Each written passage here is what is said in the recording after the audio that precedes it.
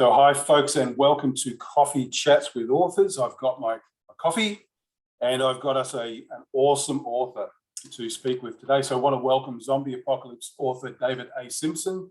Welcome aboard, sir. Well, thank you very much. It's a little bit too late in the day for coffee here, but if I had a beer, I would drink it about now. Beer or something even stronger?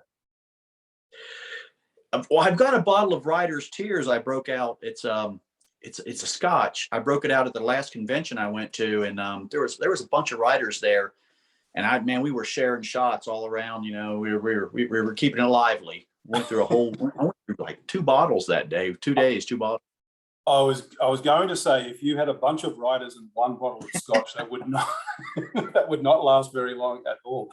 So David, we got a little gregarious. I love it. David, you're famous for the Zombie Road series. Can you give us a quick summary or précis of what that series is about? Zombie Road is your typical zombie book, man. It's post-apocalyptic. Mine starts the day of.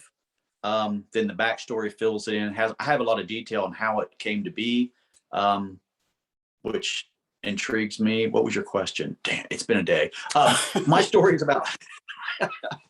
It's more about rebuilding than it is about destroying. Of course, the whole world gets destroyed. It's a zombie apocalypse, but my characters get together and they just try to rebuild society, and they succeed. And there's walled cities, and it just goes from there. It's not Walking Dead, man. It's not grim dark. It's more. Somebody called it the happy shiny zombie apocalypse.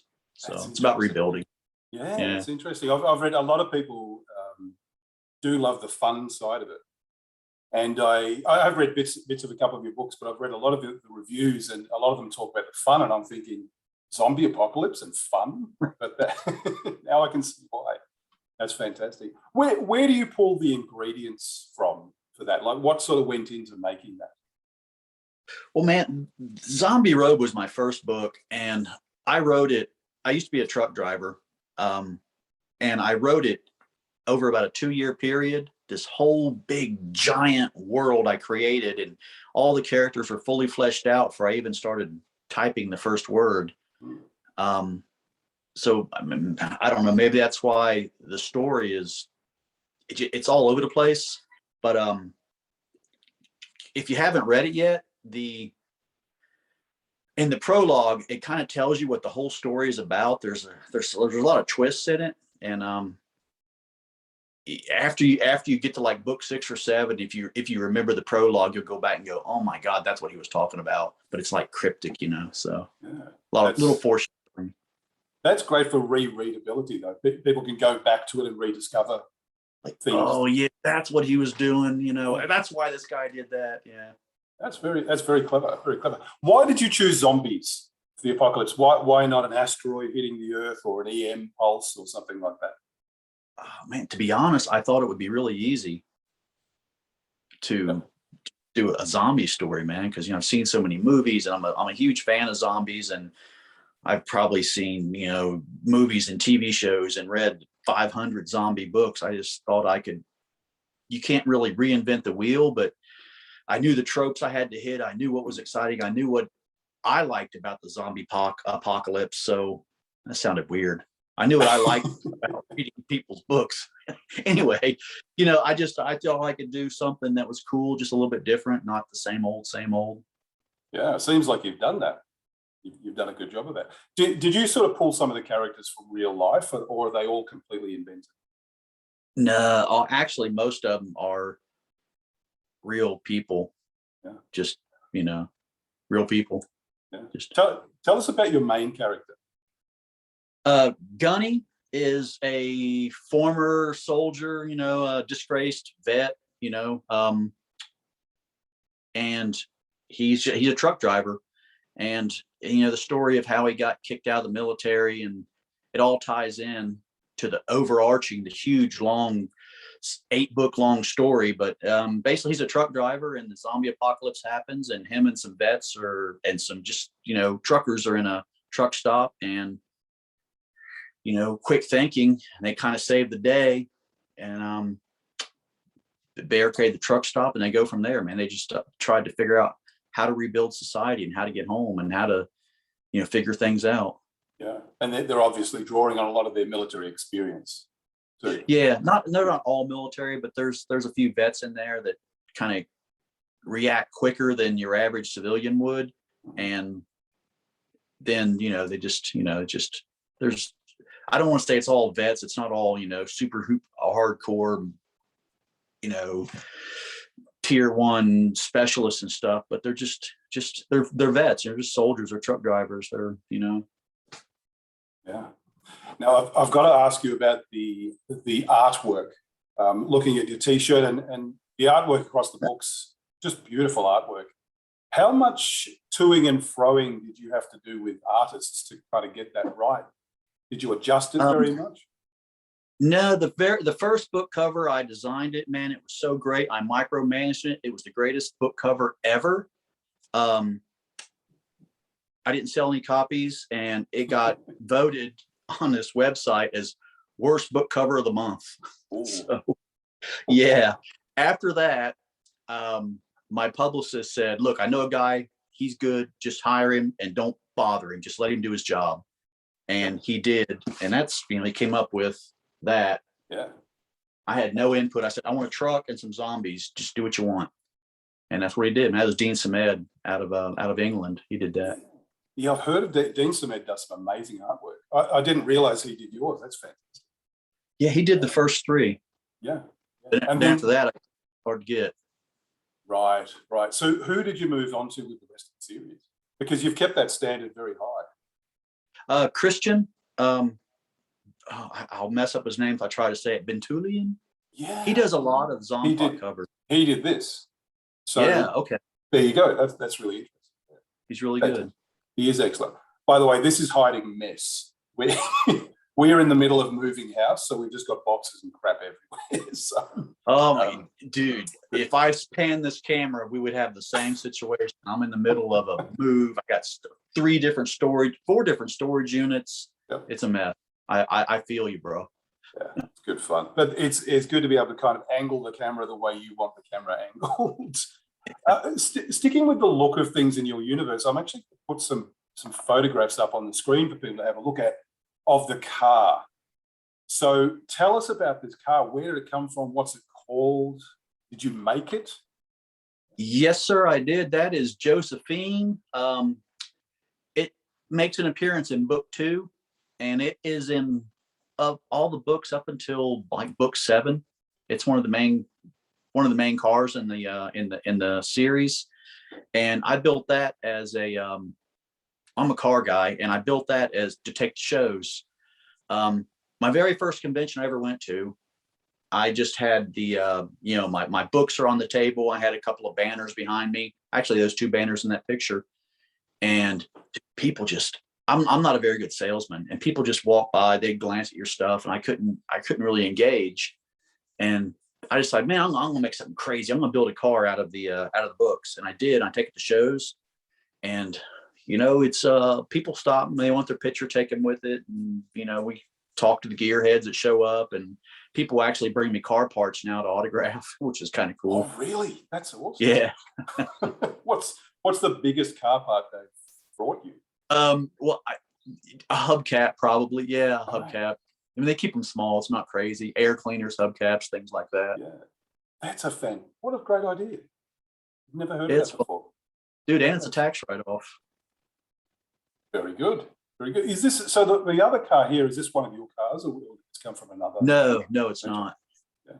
There's usually at the bigger conventions, there's usually 3 or 4, post-apocalyptic type cars there. And sometimes we can all put them together and, kind of just have like a really cool area. Brilliant. Absolutely brilliant. Yeah, we don't get them in Australia, even though we were the kind of genesis of Mad Max. Yes, you were. You just don't see these at conventions. I don't know why. I don't know why, because they're out there. There's plenty of them out there. What is this weapon you're holding in this photo? That's Gears of War, the Lancer from the game. Gotcha. Yep. Now you mentioned I have seen it before. The thing I love most about this picture is tough car, tough guy, tough weapon, standing next to a spa and massage. sign here. So we were actually going to a restaurant, not the spa. It was just happened to be in the same little strip mall. Gotcha. Well, hopefully you didn't take that weapon into the into the restaurant too.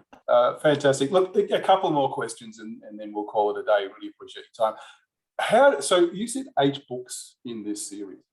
How do you keep a long-running series this interesting and this popular? Well, man, it's basically just one long story. And like I said, it's not ad hoc. It's not like, oh, this is popular, let me think of some new story, some angle to tell. I mean, the whole story was, I thought I could write it in one book. That's how silly I was when I first started writing. I think, oh, I'm gonna write a book. I mean, I don't know how many thousands of pages it is, but I thought I could cram it all into one book. Just silly me. It just took 8 books to tell the story I originally wanted to tell. Yeah. And that story was always in your head fairly complete from the beginning. Yeah.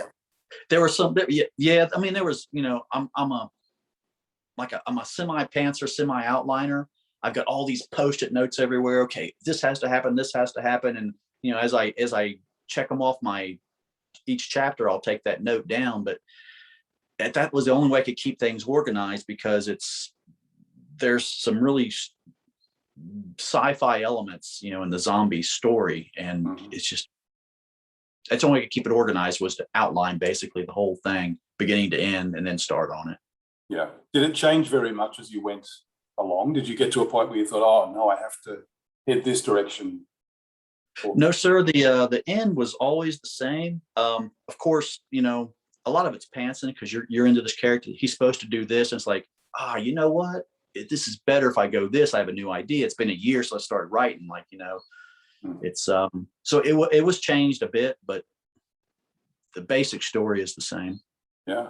What's next for the series, and what's next for you? Are you going to branch off and do some other stories, or are you going to stick with this for a little while? Oh man, the way it ended, I set it up to create some spin-offs. There's already been a Feral Children spin-off about some kids he met, and I wanted to point this out. This is Feral Children notebook. That's awesome. It's an actual note. That's a notebook. Just a notebook. Yeah. See, I wanted to point this out. You say a lot of authors and writers might watch this. I didn't make this. Somebody stole this picture and put it on Amazon, and they make notebooks and sell them for $8. And I bought one just to see what it was all about. Wow. And I can't get Amazon to take it down.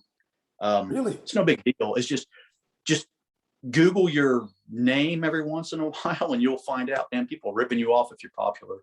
People are making swag out of your stuff. Yeah.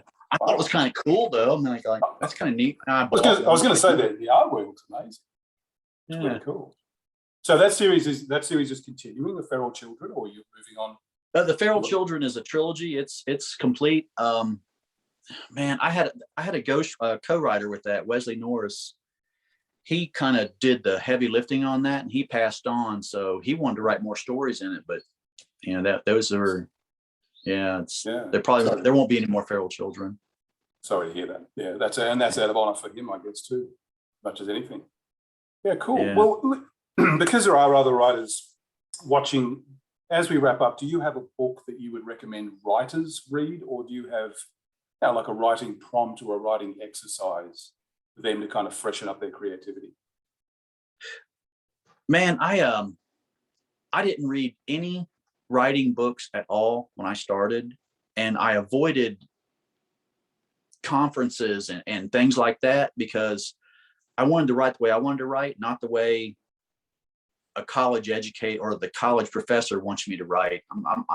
I barely graduated high school, man. I went to Votech, So I read after I had 3 or 4 books under my belt, I read Stephen King's book, and he had some pretty cool ideas, but I didn't want to spoil what I had going on when I was busy writing, to learn how to write the right way, I guess.